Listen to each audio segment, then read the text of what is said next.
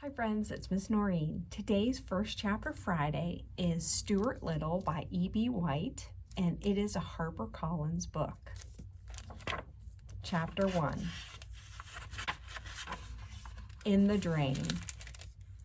When Mrs. Frederick C. Little's second son arrived, everyone noticed that he was not much bigger than a mouse. The truth of the matter was, the baby looked very much like a mouse in every way.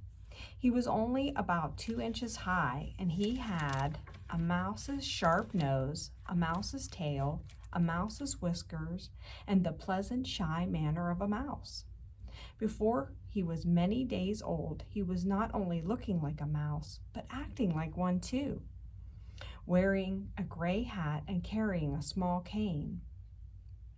Mr. and Mrs. Little named him Stuart, and Mr. Little made him a tiny bed out of 4 clothespins and a cigarette box. Unlike most babies, Stuart could walk as soon as he was born. When he was a week old, he could climb lamps by shinnying up the cord. Mrs. Little saw right away that the infant clothes she had provided were unsuitable, and she set to work and made him a fine little blue worsted suit with patch pockets in which he could keep his handkerchief, his money, and his keys. Every morning before Stuart dressed, Mrs. Little went into his room and weighed him on a small scale, which was really meant for weighing letters.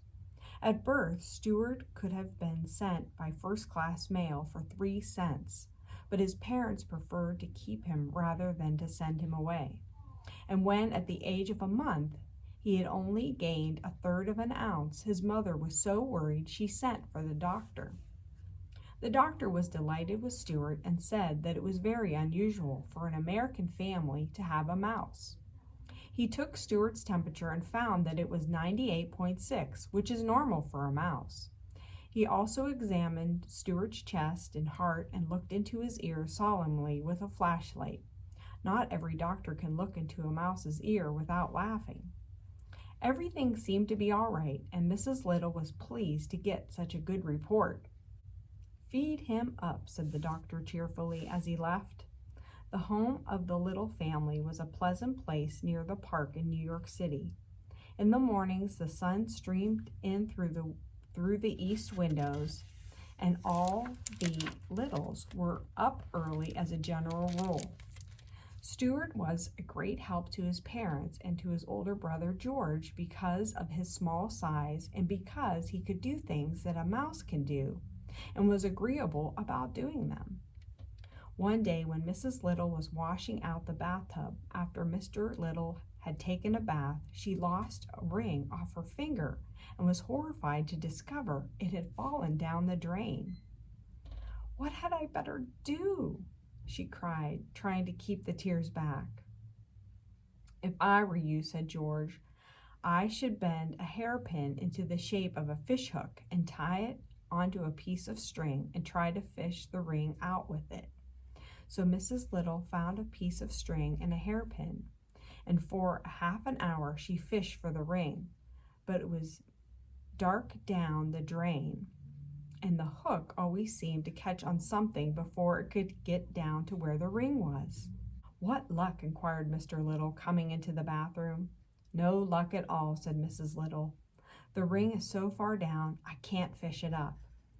"Why don't we send Stuart down after it?" suggested Mr. Little. "How about it, Stuart? Would you like to try?" "Yes, I would," Stuart replied, "but I think I better get into my old pants. I imagine it's wet down there." "It's all of that," said George, who was a trifle annoyed that his hook idea hadn't worked. So Stuart slipped into his old pants and prepared to go down the drain after the ring. He decided to carry the string along with him, leaving one end in charge of his father. "When I jerk 3 times on the string, pull me up," he said, and while Mr. Little knelt in the tub, Stuart slid easily down the drain and was lost to view. In a minute or so, there came 3 quick jerks on the string, and Mr. Little carefully hauled it up. There at the end was Stuart, with the ring safely around his neck. "Oh, my brave little son," said Mrs. Little proudly as she kissed Stuart and thanked him. "How was it down there?" asked Mr. Little, who was always curious to know about places he had never been to.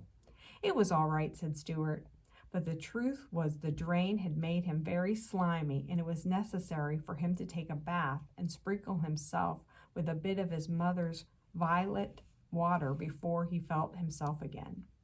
Everybody in the family thought he had been awfully good about the whole thing. So that's chapter 1 of Stuart Little by E.B. White. Thanks for joining me today.